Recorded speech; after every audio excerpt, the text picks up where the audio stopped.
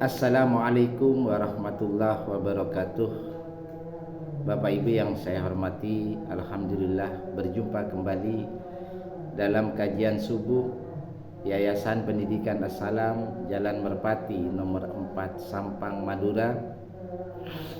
Hari ini Rabu 11 Februari 2026. Tema pada pagi hari ini adalah renungan tentang waktu.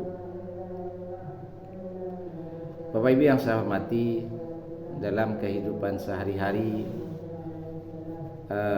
waktu itu sangat penting bagi kita. Ya. Allah Subhanahu wa taala sudah mengatur dengan baik terjadinya perputaran waktu, terbitnya matahari dari timur dan terbenam di sebelah barat. Kita mudah mengatur, ya. Ketika kita bekerja, ketika kita beribadah kepada Allah, kita melaksanakan sholat, maka kita bisa membedakan mana waktu-waktu sholat, ya, yang harus kita laksanakan. Kemudian kapan kita harus bekerja, kapan harus kita istirahat. Itu disebabkan karena waktu itu berputar sesuai dengan skenario Allah.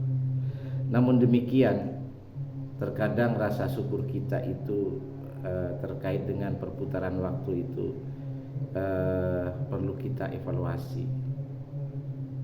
Kita lebih banyak menghabiskan waktu dalam aksinya, tetapi tidak pernah atau jarang sekali kita melakukan perenungan yang mendalam. Bagaimana dahsyatnya Allah mengatur perputaran waktu, dan kita tidak tidak menyangka bahwa tidak terasa umur kita semakin hari semakin berkurang. Ya. Waktu berjalan begitu cepat, tetapi bagaimana iman kita? Apakah beriring sejalan dengan waktu? Bagaimana amal soleh kita? Apakah berbanding lurus dengan perjalanan waktu? Bagaimana? Apakah kita selama ini sudah mentaati kebenaran dari Allah?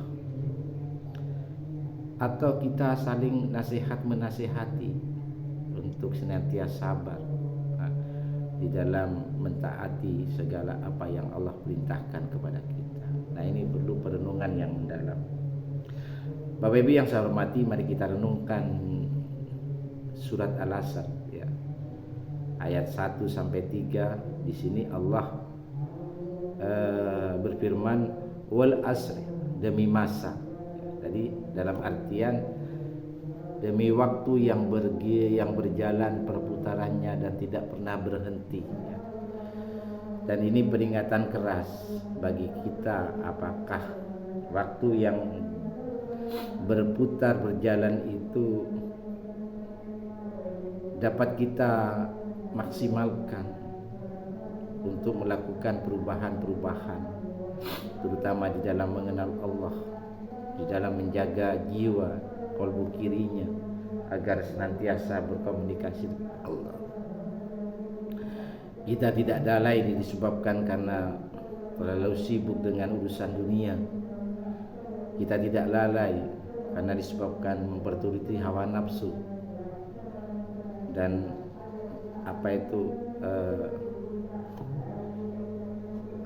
terhadap godaan setan.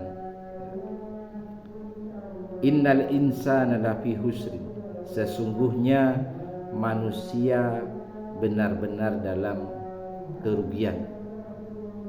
Jadi mengapa Allah sampai memberikan kesimpulan seperti ini, bahwa rata-rata kita itu rugi hidup di dunia ini, ya. Tetapi kata Allah ada perkecualian, illal ladzina amanu. Siapa yang pertama itu? Adalah orang-orang yang beriman. Orang-orang yang beriman itu siapa? Yang hatinya selalu terpaut dengan Allah. yang orientasi hidupnya hanya mengutamakan kehidupan akhirat, yang setiap aktivitasnya hanya semata-mata mencari ridho Allah, diniatkan karena Allah, tidak ada yang lain.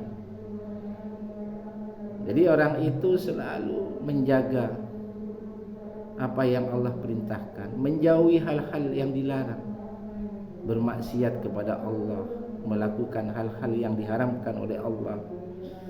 Jadi yang dia pikirkan bagaimana nasibnya nanti di akhirat, bagaimana ketika dia menghadap kepada Allah. Jadi dia betul-betul murni untuk menyembah Allah. Dan orang beriman itu selalu konsekuen, tidak terpengaruh oleh keadaan apapun. Orang beriman itu selalu yakin bahwa Rasulullah itu adalah utusan Allah. Dia yakin atas segala apa yang diberikan oleh Rasulullah melalui sunnahnya. Orang yang beriman itu selalu berpikir apa yang selalu diberikan kepada Allah. Orang beriman itu berpikir kalau dia tidak punya harta, maka lewat ilmunya, lewat tenaganya, lewat pikirannya. Kalau dia punya harta, dia pakai hartanya untuk di jalan Allah, memperjuangkan agama Allah. Nah ini sebetulnya orang-orang yang beriman seperti itu. Orang beriman itu kalau diberikan kekuasaan, ya, amanah kepemimpinan, yang dia pikirkan itu Allah dulu. Bagaimana dia memimpin itu amanah, bagaimana dia memimpin itu dalam rangka untuk memperjuangkan agama Allah. Ini yang ada dalam benak mereka.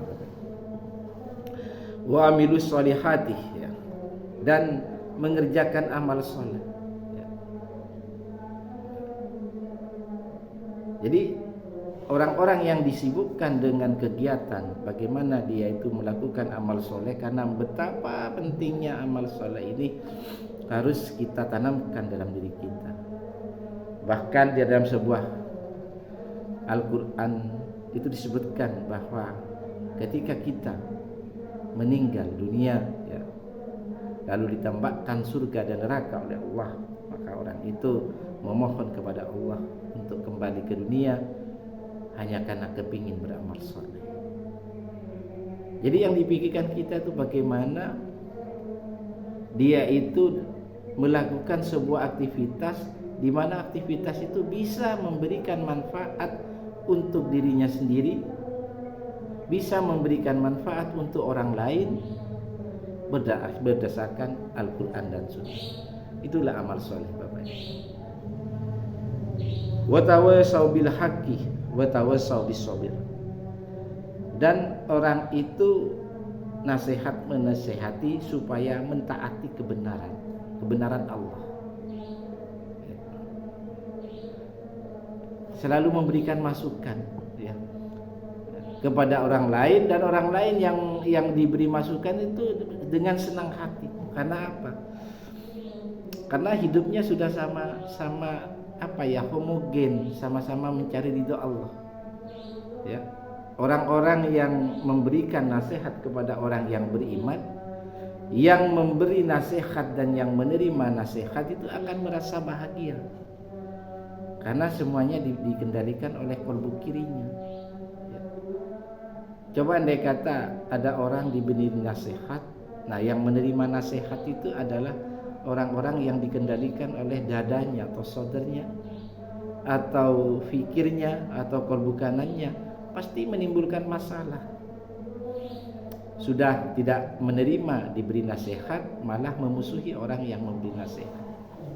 Nah ini ada juga termasuk orang-orang yang ya. Dan nasihat menasehati supaya menetapi kesabaran, agar kita senantiasa bersabar kepada Allah.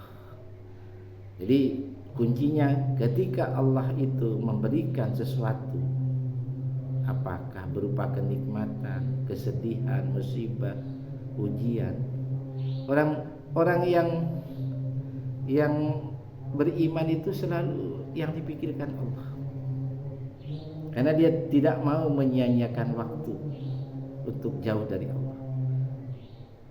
Orang-orang yang berpikir tentang waktu, dia berpikir bagaimana waktu yang ada ini hanya dipergunakan untuk mengenal Allah, tidak mau jauh-jauh dari Allah. Bapak Ibu yang saya hormati, mari kita renungkan ada sebuah hadis Nabi yang diriwayatkan oleh Bukhari ya.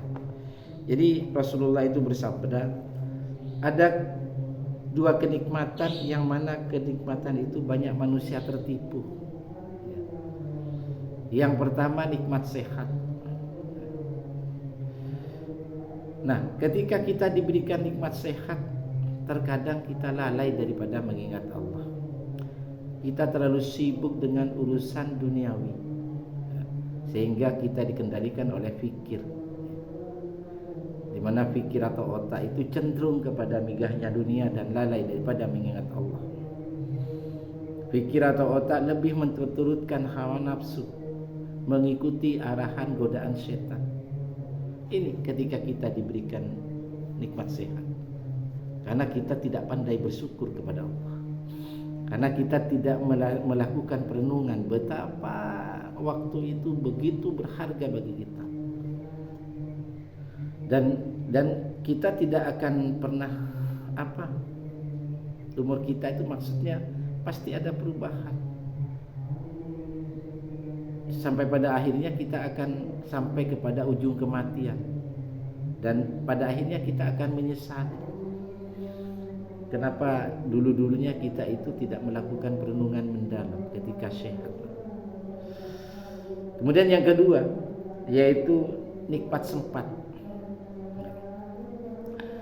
Kesempatan yang ada untuk mendekatkan diri kepada Allah melalui ibadah seperti sholat, beramal soleh, berzikir, berdoa ya. Itu kesempatannya besar, tetapi menjalankannya tidak ada, karena orang itu tidak dikendalikan oleh kalbu kirinya, jiwanya kotor ya. Jiwanya tertutup, sampai Allah itu ketika menyebut orang itu dalam Al-Quran, kalbunya yang dikunci mati oleh Allah, karena orang itu memperturutkan hawa nafsunya, cinta terhadap dunia berlebih, dan memperturutkan godaan setan. Ini yang terjadi Bapak. Maka Bapak Ibu, marilah kita melakukan banyak perenungan tentang waktu. Hari ini saya berusia 57 tahun. Tidak terasa waktu begitu berjalan cepat. Artinya kalau mengikuti usia Nabi, berarti usia itu tinggal sedikit. Usia Nabi 60. Bahkan Nabi mengingatkan bahwa kita itu, umat Rasulullah itu usianya berkisar antara 60 sampai 70 tahun. Kalaupun ada yang lebih itu tidak banyak. Marilah Bapak Ibu, termasuk saya pribadi, banyak melakukan perenungan secara mendalam. Jangan sia-siakan waktu kita, karena ajal menjemput itu tidak ada yang tahu. Dimanapun tempatnya, kapanpun waktunya, itu rahasia Allah.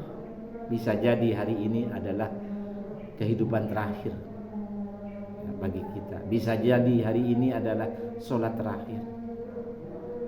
Makanya marilah kita banyak melakukan perenungan mendalam.